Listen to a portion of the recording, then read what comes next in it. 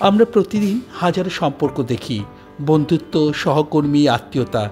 কিন্তু একটি সম্পর্ক, একটি বন্ধন, যে শুধু দুটি মানুষকে নয়, দুটি পরিবার, সমাজ, সংস্কৃতি, এমনকি মূল্যবোধকে একত্র করে। আর সেটি হলো বিয়ে। প্রিয় দর্শক, আজ কথা বলছি বিয়ে নিয়ে। বিয়ে শুধু একটি আনুষ্ঠানিকতা নয়, এটা হলো দায়িত্ব, ভালোবাসা, বন্ধুত্ব আর সম্মানের উপর দাঁড়ানো একটি প্রতিষ্ঠান। ভাবুন তো, একটা ছেলে মেয়ে একে অপরকে ভালোবাসে, যা পরিবার পছন্দ করে, তারা নতুন জীবন শুরু করে।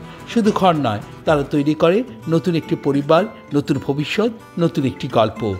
এই বিয়ের মধ্যে গড়ে ওঠে সমাজের ভিত্তি। সন্তান জন্ম নেয়, বড় হয়, শিখে দায়িত্ব, নৈতিকতা এবং শৃঙ্খলা। তাই বিয়ে শুধু ব্যক্তি জীবনের নয়, সমাজ গঠনেরও একটি গুরুত্বপূর্ণ অধ্যায়। আজকের আধুনিক সমাজে অনেকে বিয়েকে বোঝা মনে করে, বলছে বিয়ে মানে চাপ, স্বাধীনতা হারানো আর বিরাট সমস্যা। কিন্তু আসলে বিয়ে মানে হচ্ছে সহযোগিতা।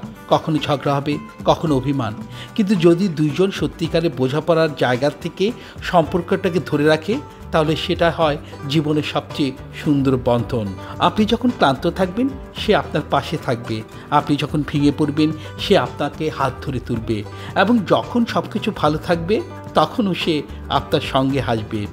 এই তো একজন জীবনসঙ্গী, একজন বন্ধু, একজন নির্ভরতার মানুষ। ধর্ম, সংস্কৃতি, আইন সবখানে বিয়ের গুরুত্ব দেওয়া হয়েছে, কারণ এটা শুধু শরীর বা সম্পর্কের নয়, এটা আত্মার বন্ধন। তাই আমরা বিয়েকে কেবল সামাজিক চাপ হিসেবে না দেখি, আমরা যেন ভালোবাসা, সম্মান আর বোঝাপড়ার জায়গা থেকে এই বন্ধন গড়ে তুলি। দিন শেষে জীবনটা তো একা চলার গল্প নয়, জীবনটা পাশে থাকার, একসাথে হাঁটার গল্প। আর সেই পথ চলার সবচেয়ে সুন্দর শুরুটা হয় বিয়ে দিয়ে। সুতরাং বলা যেতে পারে, বিয়ে হলো জীবনের একটি নতুন অধ্যায়, যেখানে দুটি মানুষের একে অপরকে গ্রহণ করে না, বরং একসাথে বেড়ে ওঠে, একে অপরকে গড়ে তোলে। এটা নিছক একটি সামাজিক চুক্তি নয়, এটা জীবনের পথ চলায় একজন বিশ্বস্ত সাথীকে পাশে পাওয়ার আশ্বাস। এই বন্ধনকে সফল ও সুন্দর করে গড়ে তোলার জন্য দরকার বোঝাপড়া, সম্মান, ভালোবাসা এবং সবচেয়ে গুরুত্বপূর্ণ ধৈর্য। আমরা যদি বিয়েকে চাপ নয়, বরং একটি সুযোগ হিসেবে দেখি, একসাথে গড়ে তোলার, শেখার ও বেড়ে ওঠার, তাহলে ওই সম্পর্ক হতে পারে জীবনের সবচেয়ে মূল্যবান আশ্রয়স্থল। প্রিয় দর্শক, বিয়ে নিয়ে আমার আজকের কন্টেন্ট এই পর্যন্ত।